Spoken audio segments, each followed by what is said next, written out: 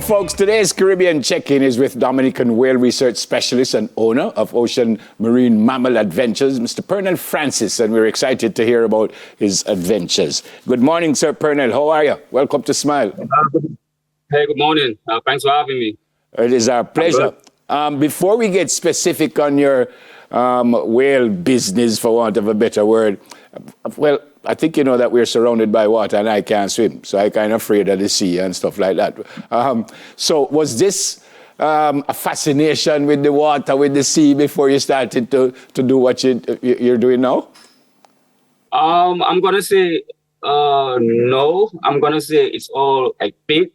I think God just put me in the right places to meet the right people, and that was the drive, you know. So when did that start? When did you start to go out and stuff? That started back in 2008.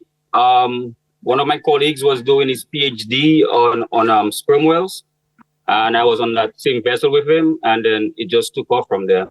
Sperm whale, are they dangerous people, or they won't hurt you if you go down with them? No, and sperm whales are pretty fascinating. They are magnificent creatures. They are gentle. They're very intelligent. I think they're one of the best animals in the ocean. They are gentle, Pernell. So if I dive and see this big whale coming, what do you mean they're gentle? Huh? You just don't have to spook it. Just stay calm, and it's gonna come and interact, you know. Well, all right. I keep saying sperm whale as opposed to what other kinds of whale we're talking about. There are the different types of whales. Like you have the humpback whales, you have the orcas or the killer whales, you have the false killer whales, the short fin pilot whales. There are a lot of other different whales. Yeah. And it's easy to differentiate when you look at them. You can tell who is who and what is what right away. Yes, definitely. They have different shapes. They spout differently. They make different songs when you listen to them on the hydrophone. Yeah. When you listen to them, wow. So they speak to each other. I kind of have a feeling they don't speak to you, but they speak to each other, I guess. Yeah. So basically, when you are tracking sperm whales, you use a hydrophone, which is an underwater microphone. Yeah. And when the whales are feeding, they send out this feeding echolocation songs, so you can actually like track them and know where they are. And when they are communicating via each other, they send what we call the codal dialect. And the most common one here is the 1+1+3 codal dialect. Okay. So when I say research specialist, what are you trying to find out, and what have you found out thus far? Okay, so basically I do like a lot of photo IDs. So when these whales fluke, their tails all have unique formations. So we basically keep a track of like population estimates. So the same whales are recited day after day, week after week, year after year. We call them Dominicans, you know. So we do that. And we also do a little bit of stool sample collection too as well. To see the different type of parasites that are in the feces. Oh, are they all in one area, or they're all over the place? They move around a lot, but we generally find them on the west coast of Dominica. There are sperm whales vastly distributed all over the world. Yeah. But Dominica is one of the best places to come and have this type of encounters. Yeah. Why do they call you the whale whisperer? Why? A lot of people try to run that name at me. I think it's because I'm good at what I do, but I don't really like being called the whale whisperer. It comes with a lot of baggage and expectations. I prefer to be just be known as someone who is really great at what he does. Yeah. Yeah, fantastic. You said earlier that I think you said when they want to, when they're hungry or something like that. But when they speak to each other, and I'm being very serious here, I'm not asking if you can tell what they're saying to each other, but do you know whether it's hungry, they're hungry, whether they want to sleep, whether they want to go to the family? Do you know the difference? Yeah, well, based on observation, I think you have to put observation with the acoustics as well. So if let's say I'm out and I see one whale flapping its tail against the surface, and then shortly all the other animals come up to the surface, then that's a communication pattern right there. So it was signaling to the other animals to come up to the surface, you know? Yeah.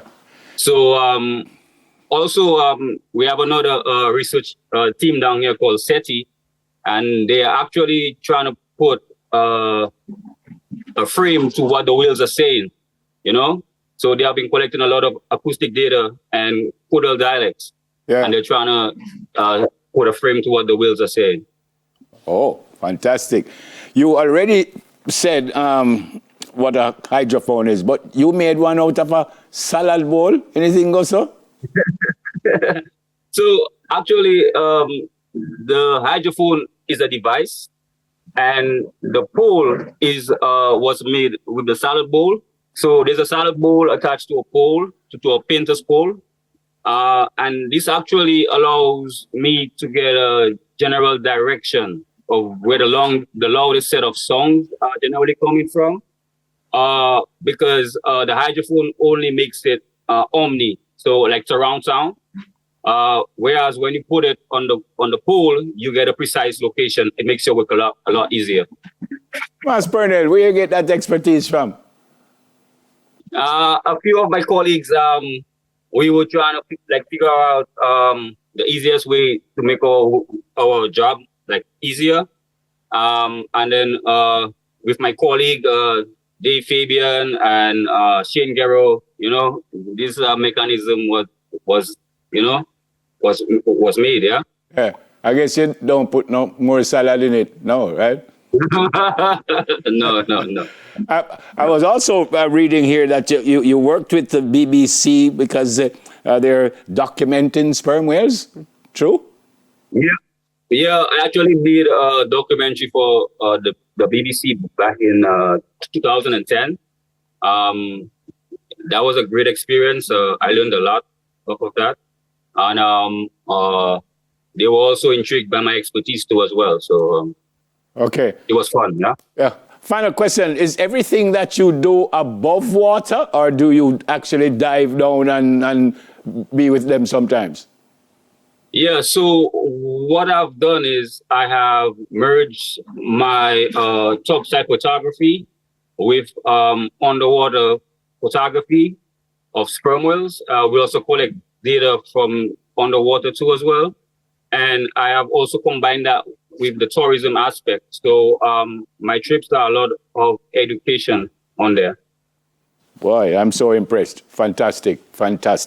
Very, very impressed. So bring a couple of them to Jamaica now. Your boat can reach Jamaica.